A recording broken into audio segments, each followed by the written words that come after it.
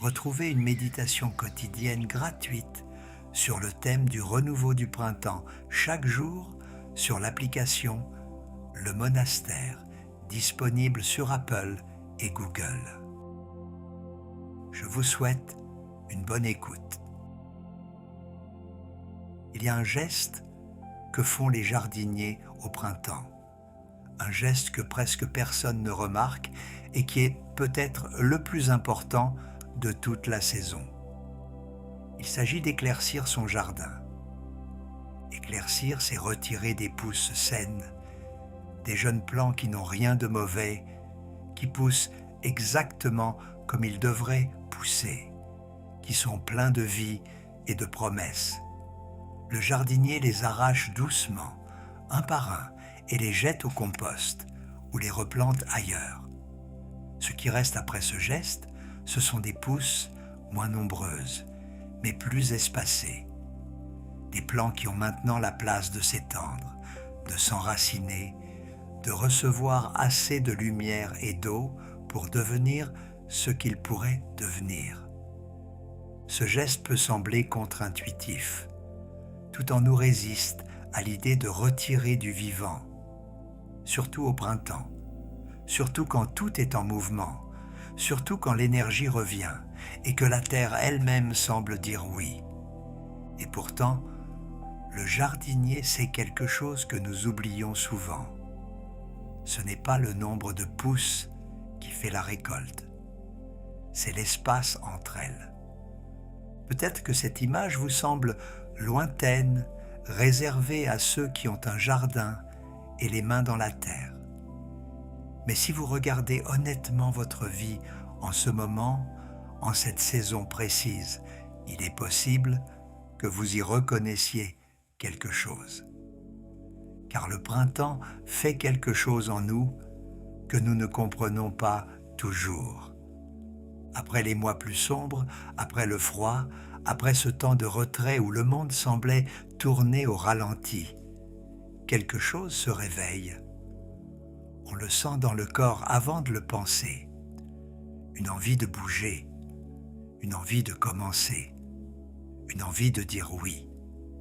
Cette énergie est belle, elle est même nécessaire.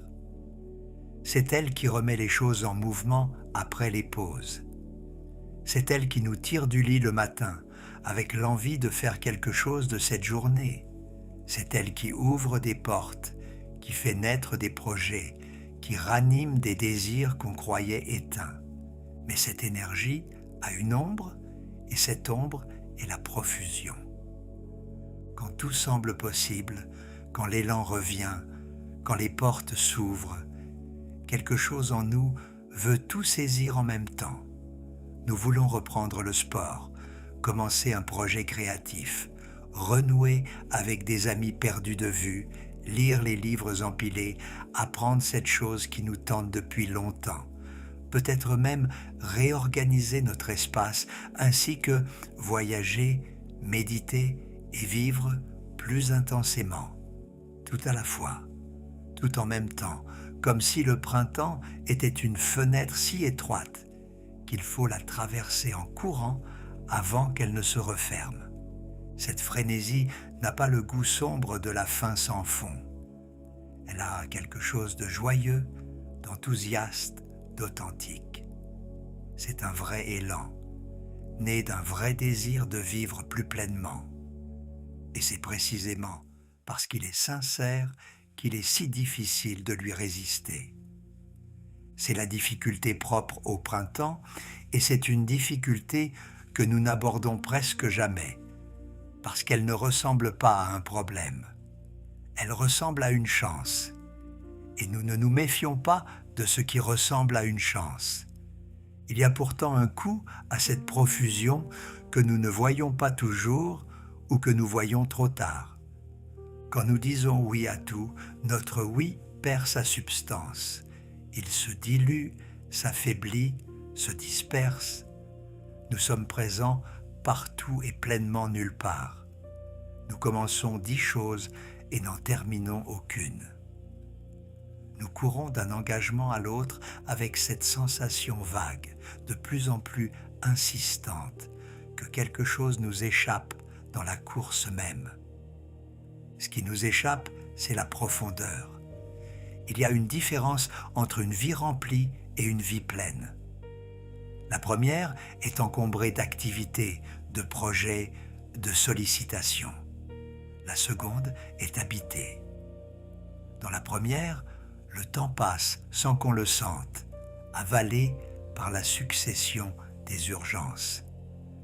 Dans la seconde, le temps est vécu, ressenti, goûté, même quand il est ordinaire.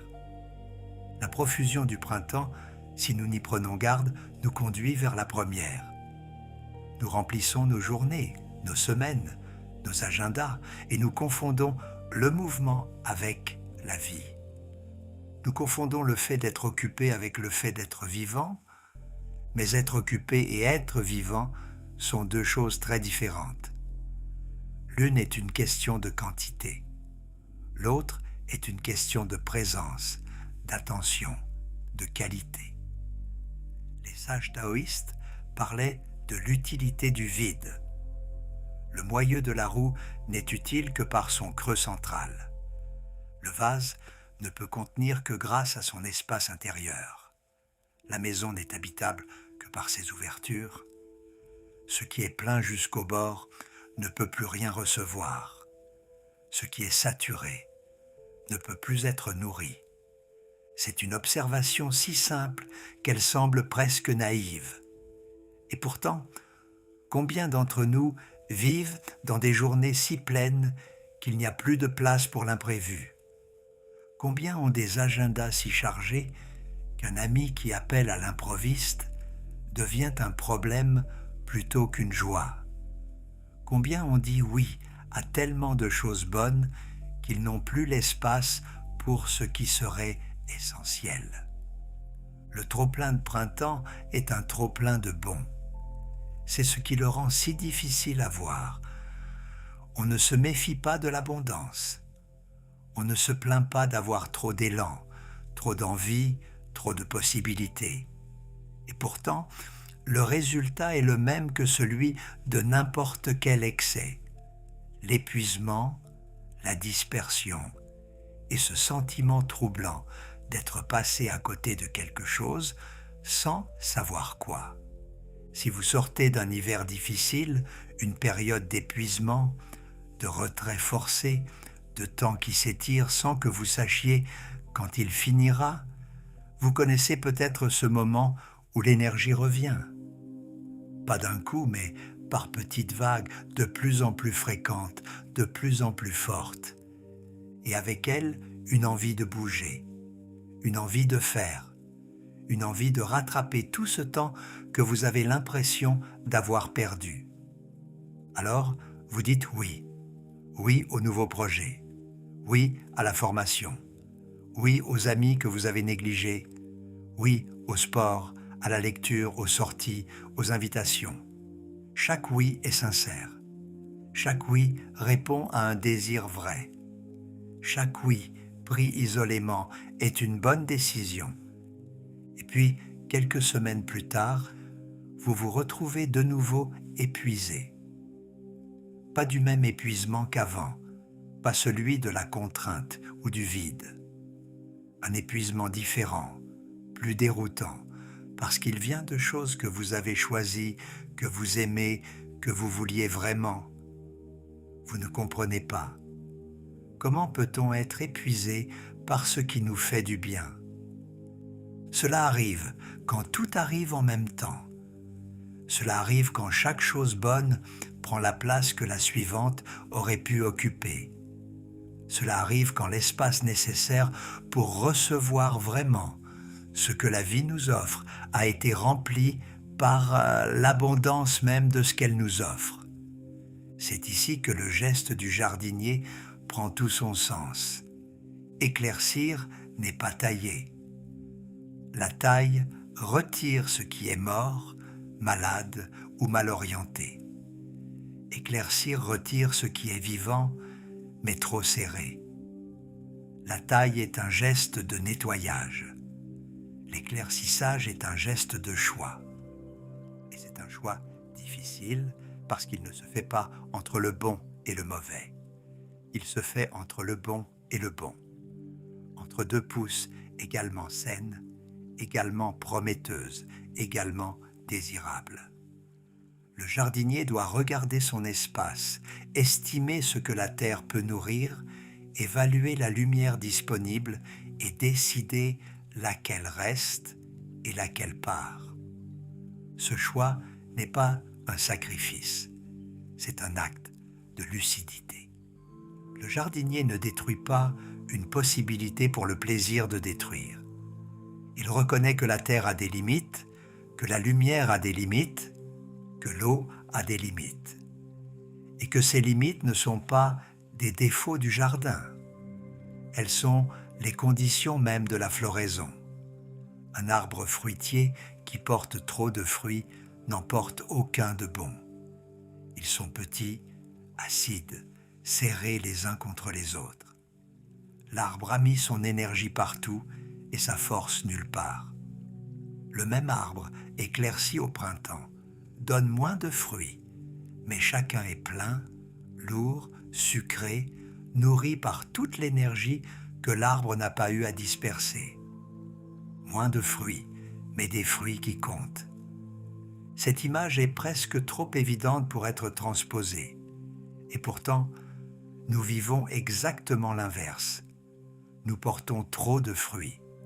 Nous menons trop de projets. Nous entretenons trop d'engagements. Nous disons oui à trop de possibilités. Non pas parce que nous sommes faibles ou imprudents, mais parce que chacune de ces possibilités prises isolément est bonne. Le problème n'est jamais la possibilité individuelle. Le problème est la somme. Alors comment fait-on ? Comment éclaircir sa vie quand tout ce qui s'y trouve mérite d'y être ? Il y a d'abord une chose à reconnaître, et cette reconnaissance est peut-être le pas le plus difficile. Nos limites ne sont pas un problème à résoudre, elles sont un fait à habiter. Nous avons une quantité finie d'énergie, d'attention, de temps. Ce n'est pas une faiblesse, c'est une caractéristique de tout ce qui est vivant. Même le soleil n'éclaire qu'un côté de la terre à la fois. Même le printemps ne fait pas tout fleurir le même jour.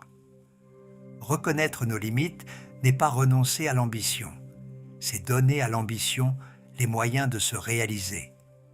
Car l'ambition dispersée ne produit rien, tandis que l'ambition concentrée peut tout. Ensuite, il y a un discernement à pratiquer. Pas un calcul, pas une analyse de coûts et bénéfices, mais quelque chose de plus simple et de plus profond. Sentir ce qui nous appelle vraiment, parmi tout ce qui nous sollicite. Car tout ne nous sollicite pas avec la même force. Certains projets nous attirent par enthousiasme véritable. D'autres nous attirent par peur de manquer, par obligation sociale, par habitude, par l'illusion que plus est toujours mieux. La question n'est pas « est-ce que cette possibilité est bonne ?» La plupart le sont. La question est « est-ce que j'ai l'espace pour lui donner ce qu'elle mérite ?» Et pour répondre à cette question, il y a peut-être un guide plus fiable que l'esprit, le corps. Le corps sait des choses que la tête ne sait pas encore. Il sait faire la différence entre un élan qui ouvre et un élan qui accélère. Le premier a une qualité d'expansion. On le sent dans la poitrine qui se détend, dans la respiration qui s'approfondit, dans une sorte de gravité tranquille qui accompagne le désir. Le second a une qualité de fuite. On le sent dans l'accélération du souffle, dans la tension des épaules, dans cette urgence fébrile qui dit « vite, maintenant », avant que ça ne disparaisse. L'un dit « ceci est pour moi, je le sens ». L'autre dit « si je ne saisis pas maintenant, je vais manquer quelque chose ». L'un naît de la plénitude, l'autre naît de la peur. Et si les deux ressemblent à du désir, si les deux se présentent comme des envies légitimes, leur source est radicalement différente.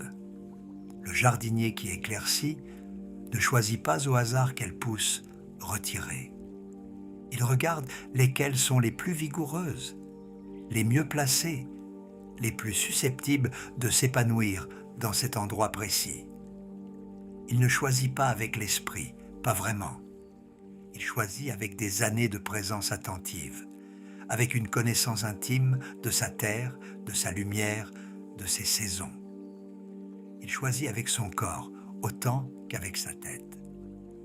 Nous pouvons apprendre à faire de même, pas en analysant nos possibilités dans des listes de pour et de contre, mais en nous asseyant avec elles, en les laissant résonner, en observant ce que notre corps fait quand nous y pensons. Est-ce qu'il se détend ou est-ce qu'il se crispe? Est-ce qu'il s'ouvre ou est-ce qu'il accélère? Est-ce que le oui vient d'un endroit profond ou d'un endroit agité? Si la réponse honnête est qu'il n'y a pas l'espace, alors dire oui est un mensonge bienveillant, un mensonge sincère, mais un mensonge tout de même. Nous promettons une présence que nous ne pourrons pas offrir. Nous nous engageons dans une profondeur que nous n'aurons pas le temps d'atteindre. Et la possibilité qui méritait d'être vécue pleinement sera vécue à moitié dans la hâte entre deux autres choses à moitié vécues. Le non qui protège le oui n'est pas un rejet, c'est un acte de respect envers ce que nous choisissons et envers ce que nous laissons. Il y a dans le geste d'éclaircir également une douceur qu'on ne soupçonne pas. Le jardinier qui éclaircit ne le fait pas avec violence. Il ne tire pas brutalement les pousses hors de la terre. Il les retire une à une, avec soin, en faisant attention de ne pas abîmer celles qui restent. Parfois, il les replante ailleurs, dans un autre coin du jardin, dans un pot, chez un voisin. La pousse retirée n'est pas perdue. Elle trouve un autre endroit, un autre moment, une autre terre. Il en va de même pour nos possibilités non choisies. Les dire non maintenant ne les condamne pas pour toujours. Certaines reviendront. Certaines trouveront leur place plus tard, dans une autre saison de notre vie, quand l'espace se sera fait. D'autres ne reviendront pas. Et c'est bien aussi, parce que toute vie est faite de chemins non pris. Et ces chemins non pris ne sont pas des pertes. Ils sont ce qui donne sa forme unique au chemin que nous avons choisi. La sagesse du jardinier n'est pas de tout faire pousser. C'est de savoir ce qui peut pousser ici, maintenant, dans cette terre, avec cette lumière, dans cet espace, et de donner à ce qu'il choisit toutes les chances de s'épanouir. Cela demande de résister à l'énergie même du printemps, cette énergie qui dit « oui, oui, tout est possible, tout peut pousser, tout peut fleurir ». Oui, tout peut pousser, mais pas tout en même temps, au même endroit. La terre le sait, le jardinier le sait, et peut-être que nous aussi, si nous nous arrêtons un instant pour écouter, nous le savons. Le printemps finira par revenir, et c'est peut-être la chose la plus importante à se rappeler quand on éclaircit. Le printemps revient chaque année. L'énergie revient. Les possibilités reviennent. Ce que nous ne faisons pas cette saison pourra peut-être se faire la prochaine. Ce que nous laissons de côté maintenant pourra peut-être trouver sa place quand l'espace se sera libéré. L'urgence que nous ressentons, cette pression de tout saisir maintenant, cette peur que la fenêtre se referme, n'est pas une perception juste de la réalité. C'est une angoisse déguisée en lucidité. La vie n'est pas une fenêtre qui se referme. Elle est une succession de saisons, et chaque saison apporte ses propres possibilités. Le jardinier qui éclaircit en avril ne le fait pas dans la tristesse, il le fait dans la confiance. La confiance que ce qui reste aura la place de s'épanouir. La confiance que ce qui part trouvera sa voie.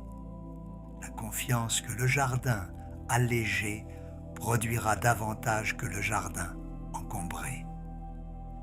Et peut-être est-ce cela finalement que le printemps nous enseigne quand nous acceptons de l'écouter vraiment. Non pas que tout est possible, mais que tout est possible quand on ne veut pas tout à la fois. Non pas que la vie est courte et qu'il faut se dépêcher, mais que la vie est profonde et qu'il faut lui laisser de l'espace. Moins de pousses, mais des racines plus profondes. Moins de fruits, mais des fruits qui nourrissent. Moins de bruit, mais une voix qu'on peut enfin entendre. L'art d'éclaircir n'est pas l'art de renoncer. C'est l'art de choisir ce qui aura la place de vivre pleinement. Et ce choix, aussi difficile soit-il dans l'instant, est sans doute le plus beau cadeau que nous puissions faire à tout ce qui en nous attend de fleurir.